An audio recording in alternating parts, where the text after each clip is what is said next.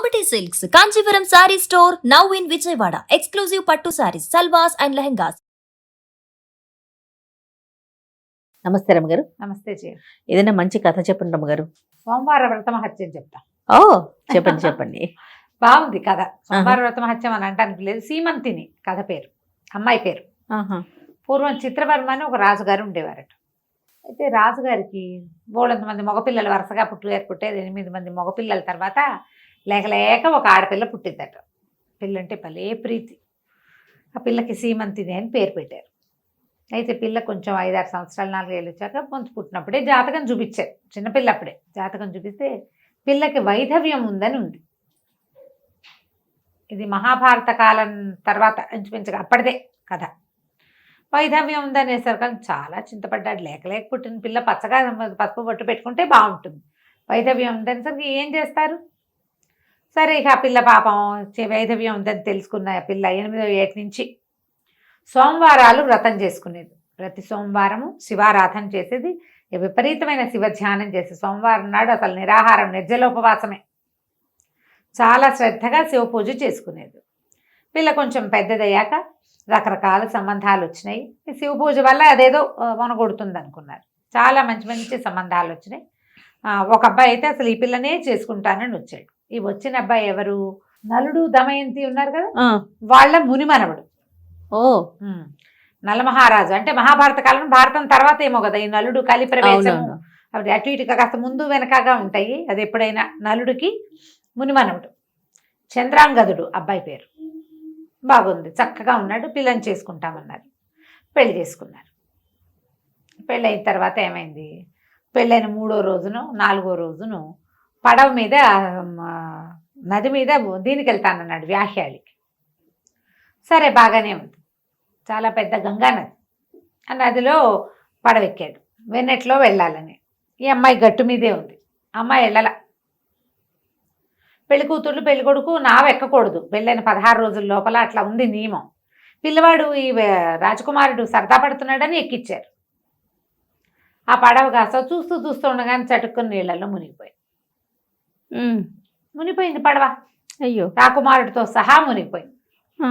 మునిగిపోయేసరికి ఇంక ఏం చేస్తారు? ఈ పిల్ల బారు నేర్చింది. దీని మొహాన ముందే వైధవ్యం ఉంది, చిన్నప్పుడే తెలిసింది. అవును. ఈ ఆవిడ ఏంటంటే భర్త ఎప్పటికైనా లభిస్తాడు, నాకు కల్లో ఎప్పుడు కూడా గౌరీదేవి పచ్చగా ముత్తైదుగా ఉండని ఆశీర్వదిస్తూ కనపడేది, ఏనాటికైనా నా భర్త వస్తాడని ఆవిడ ఇంకా ఇంటికి వెళ్ళాల.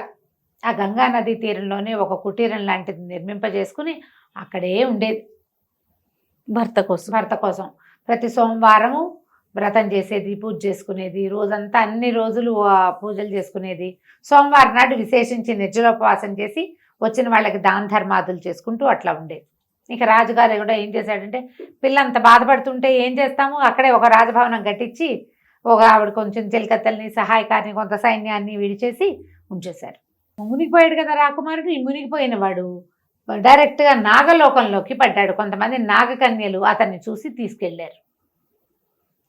తీసుకెళ్లేసరికల్లా నాగుల రాజైనటువంటి తక్షకుడి సామ్రాజ్యం అది. వాళ్ళు చూసి ఇతను ఎవరబ్బాయి ఏమిటి ఇలాగ నలుడి మనవడు అంటే, నలుడికి తక్షకుడికి సంబంధం ఉంది కదా. అవును. నలుడిని కాటేసింది లేక 10గా అంకెలు లెక్క పెట్టి దశ అనగానే కాటేశాడు తక్షకుడు. ఆయన వల్లే కదా ఈయన ఆకారం కూడా మారిపోయింది కదా. ఆ తక్షకుడి నలుడి మనవడు అనగానే ఆయన అన్నాడు, ఉండు నా దగ్గర కొంచెం నీకు ఆరోగ్యం చేకూరక పైనుంచి పడిపోయాడు కదా అని అట్ట పెట్టుకున్నాడు. కొద్ది రోజులు ఈ నాగలోకంలో ఉన్న వింతలు, విడ్డూరాలు, విచిత్రాలు, విశేషాలు అన్నీ చూసి కొంతకాలం అయ్యాక భూలోకానికి వెళ్తానన్నాడు. సరే పంపించారు. పంపిస్తే ఎక్కడైతే మునిగాడో అక్కడే మళ్ళీ పడవలో ఎక్కించి పంపించారు. పంపిస్తే ఈ అమ్మాయి కదా 3 ఏళ్లలో ఇతను అప్పటికి చిన్నపిల్లాడు కదా, 18 ఏళ్ల వాడు. పెళ్లికి 21 ఏళ్ల వాడు అయ్యాడు. కొంచెం పొడుగు ఎదిగాడు, కొంచెం మీసాలు పెరిగినాయి. గబ్బుకుని గుర్తుపట్ల భర్తని. అతనే జ్ఞాపకం ఆనవాళ్ళు కట్టాడు పిల్లని. అంటే ఈ పిల్ల పెద్ద వయసు ఉన్నది కాదు, 12 ఏళ్లదో 14 ఏళ్లదో అంతే. అక్కడి నుంచి భార్యని దగ్గరికి వెళ్ళి నేను చంద్రాగదుడిని చెప్పాడు. దాంతో అమ్మాయి చాలా సంతోషించింది. భార్య భర్త కలుసుకున్నారు. వీళ్ళు మళ్ళీ రాజ్యం అంతా బోళ్ళంతా పండగ సందర్భాలు ఏమంటారు సంబరాలు అన్నీ జరుపుకున్నారు. వాళ్ళకు కూడా కబురు చేశారు. చంద్రాంగదుడి అమ్మ నాన్నకి పిల్లవాడు దొరికాడని, కుర్రాడు పెళ్లి కొడుకు, అన్నీ బాగా ఉన్నాయని. అది సరే అక్కడి నుంచి రాజప్రవేశం చేశారు. కూతురు అల్లుడు ఇద్దరు కలిసి తమ దగ్గరే ఉంచుకుంటే కొద్ది రోజులు అయిన తర్వాత నిషధ రాజ్యానికి పంపించారు. అయితే ఈ అమ్మాయి ఇక్కడ సోమవార వ్రతం అలవాటు ఉంది కదా, నిషధకి వెళ్ళాక కూడా ఎప్పుడూ మానేది కాదు. సోమవారం నాడు దంపతులుగా ఎవరు కనిపిస్తే, ఓ భార్య భర్త ముష్టి వాళ్ళు వచ్చినా సరే వాళ్ళకి చక్కగా కూర్చోబెట్టి భోజనం పెట్టి కాళ్ళు కడిగేది, భోజనం పెట్టేది, బాగా చేతి నిండా కానుకలు ఇచ్చి దండిగా కానుకలు ఇచ్చి పంపించేది.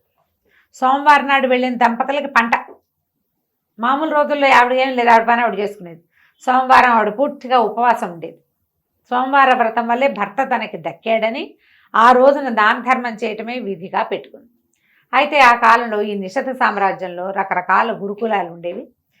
ఓ ఇద్దరు విద్యార్థులు స్నేహితులు వాళ్ళు ఏంటంటే చదువైపోయాక డబ్బులు లేవు. అందుకని ఆ ఊరి రాజుగారి దగ్గరికి వెళ్ళారు. వాళ్ళ ఊరు రాజుగారి దగ్గరికి వెళ్తే ఈయన ఏమన్నాడు, ఆ రాజు నవ్వుతూ మా హేళనగా, దంపతులుగా మారి వెళ్ళండిరా ఆవిడ దగ్గరికి, సీమంతిని దగ్గరికి, ఆ పిల్ల పేరు సీమంతిని, వెళ్ళండి దానం ఇస్తుంది తెచ్చుకుందురుగా అని అన్నాడు. దంపతులుగా ఎలా వెళ్తారు? ఇద్దరు బ్రహ్మచారులు ఇంటికి వచ్చేశారు. రాజు ఏ ద్రవ్యము సహాయం చేయలేదు. తమ జీవితం ఎట్లా గడుతుంది? అప్పుడు వీళ్ళంతా అలాగే విద్యార్థులు రాజు సహాయంతో జీవించేవాళ్ళు. ఈ విదర్భలో ఉన్న రాజు అట్లా అనేసరికి వీళ్ళు ఏమనుకున్నారు, నిషధ రాజ్యానికి వెళ్దాము, వెళ్ళి మనం డబ్బులు తెచ్చుకోవచ్చు అనుకుని ఒకడు సోమవంతుడు, సుమేధుడు, ఇద్దరు అబ్బాయిలు. వీళ్ళు ఏమనుకున్నారు, ఈ సోమవంతుడు అన్నాడు, ఒరే నేను ఆడవేషం వేసుకుంటాను, నువ్వు ఎలాగో మగవాడిగానే ఉంటావు, మన ఇద్దరం కలిసి వెళ్దాం, సోమవారం నాడు వెళ్తే ఆవిడ దానం ఇస్తుంది తెచ్చుకుని సగం పంచుకుని నీ జీవితం నువ్వు నా జీవితం నేను అనుభవిద్దామన్నారు. బాగుందిగా. అక్కడి నుంచి ఏం చేశారు, ఇద్దరు కలిసి అక్కడికి వెళ్ళిపోయారు. నిషధ రాజ్యానికి వెళ్ళి వేషం మార్చుకున్నారు. ఈ సోమవంతుడు సోమావతి అనే పేరు పెట్టుకున్నాడు. సోమావతి సుమేధుడు ఇద్దరు కలిసి సోమవారం నాడు పొద్దున్నే చక్కగా లక్షణంగా తయారైన బ్రాహ్మణ దంపతులు వెళ్ళేసరికి ఆవిడ ఆనందంతో చక్కగా యువకులు కొత్తగా పెళ్ళైన వాళ్ళు వచ్చారని చాలా బాగా కాళ్ళు చేతులు కడిగిచ్చింది. తర్వాత ఏమో భోజనం పెట్టింది, తాంబూలాలు ఇచ్చింది, బట్టలు ఇచ్చింది, బోలెడంత బంగారము నగలు ఇచ్చింది. ఈ అమ్మాయి సోమావతికి పైనుంచి కింద దాకా అలంకారాలన్నీ వేయించింది. పేద బ్రాహ్మణ గృహిణి వెళ్ళింది, వధువుకి ఇక్కడి నుంచి ఆభరణాలు ఉండాలా, ఏవో మెళ్ళో 2 ఉన్నాయి, నల్లపూసలు పసుపు తాడు ఉంటే బంగారం వేసి, గాజులు వేసి, తర్వాత దండకడియాలు వేసి, తర్వాత వడ్డాణం పెట్టి, కాళ్ళకేవో సన్నటి పట్టీలుంటే పెద్ద పెద్ద బంగారు పాజేబులు పెట్టించి మొత్తం అలంకారం చేసి, బ్రాహ్మడికేమో ఈ సుమేధుడికి ఇంత మూట బంగారం చేతిలో పెట్టింది కాసులు. సరే బయటకు వచ్చారు. వచ్చిన తర్వాత ఇద్దరు కలిసి తాము ఎక్కడ బస చేశారో అక్కడికి వెళ్ళారు. వీడు వస్త్రాలు విప్పితే వీడు స్త్రీగా మారిపోయి ఉన్నాడు. ఇక రూపం మారలా, బట్టలు మార్చుకుంటే మారిపోయేది కాదు, శరీరంలో మార్పే వచ్చేసింది. దానికి తోడు ఈ పక్కన సుమేధుడి మీద మనసుగా ఉంది. ఈ అమ్మాయికి బుద్ధి కూడా స్త్రీ బుద్ధి వచ్చేసింది. వాడికి నేను పెళ్లి చేసుకుందాం, వీడితో ఉందాం, వాడు అటు ఇటు వెళ్తే అటు వెళ్ళిపోతున్నాడని బెంగొచ్చేయటం, అలాంటి భావాలు పుట్టేసినాయి. ఈ సుమేధుడు నీకేం పోయే కాలం రా, మన ఇద్దరం స్నేహితులం కదరా అంటే, ఏమో అవన్నీ నాకు తెలీదు, నాకు నేను పెళ్లి చేసుకోవాలని, నీతో పాటే ఉండాలని అనిపిస్తోంది అంట మొదలుపెట్టాడు. శరీరమేమో మారిపోయింది, ఎలా వెనక్కి రావాలో తెలియదు. ఇక ఆ రాజ్యం మంది కాదు కదా, ఏం చేస్తారు, మళ్ళీ విదర్భ రాజ్యానికి ప్రయాణం కట్టారు. ఇద్దరు కలిసి మరేం చేస్తారు, కలిసి వస్తున్నారు. ఇంటికి వచ్చి ఎవరింటికి వాళ్ళు వెళ్ళిపోయేసరికల్లా ఈ స్త్రీ రూపంలో ఉన్న తన కొడుకుని చూసేసరికల్లా, అదేంటో అలాంటి వేషం వేసుకున్నావు, మార్చుకో బట్టలు అంటే, నేను ఇలాగే ఉంటాను, నాకు ఇలాగే ఇష్టం అంతా మొదలెట్టాడు. వాడు ఇదేం వేషం, అసలు ఏం జరిగింది అని చెప్పేసి ఈయన ఏం చేశాడు, ఈ సోమావతి సోమవంతుడి నాన్న ఆ సుమేధుడు ఇంటికి వెళ్ళాడు. అసలు ఏం జరిగింది, ఏం చేశారు మీరు అని. ఏం చేశారు అంటే సరే జరిగింది చెప్పారు. ఆ విదర్భరాజు దగ్గరికి వెళ్ళాం, ధన సహాయం చేయమని అడిగితే భార్యాభర్తలుగా వెళ్ళి డబ్బులు తెచ్చుకోండి అని చెప్పాడు రాజు. మరి అది చూద్దాం అనుకున్నాం, ఆమె దానం ఇచ్చింది, తెచ్చుకున్నాం. ఆ రోజు నుంచి మీ వాడి పరిస్థితి మారిపోయింది, వాడేమో అమ్మాయిగానే అయిపోయాడు, నేను స్త్రీగానే ప్రవర్తిస్తున్నాడు, మనిద్దరం పెళ్లి చేసుకుందాం ఇంటికి వెళ్ళాకంటాడు, నీ మీద నాకు మనసుగా ఉందంటాడు, మనిద్దరం కలిసి జీవిద్దామంటాడు, నేనేం చేయాలో నాకు తెలియటం లేదు, వాడికి ఏం మాయ చేస్తే వాడు మామూలు అవుతాడో తెలీదు, మేము ఏ మందులు వేసుకోవాలా, మాయలు చేయాలా, జస్ట్ స్త్రీ వస్త్రధారణ చేయించాను అంతే. దాంతో అక్కడి నుంచి ఈ పురోహితుల్ని అందరినీ కనుక్కున్నాడు. అయితే మన ఒక శివాలయంలో స్వామి ఒంటి మీదకి వస్తాడు ఒకళ్ళకి, అక్కడికి వెళ్ళి ప్రశ్నిస్తే శివుడి కోసం తపస్సు చేయమన్నారు. సరే కొన్ని రోజుల పాటు రోజు ఏకాదశ రుద్రాభిషేకాలు చేశారు 11 రోజుల పాటు. 11వ రోజున శివుడి వాక్కు వినపడింది. ఓకే.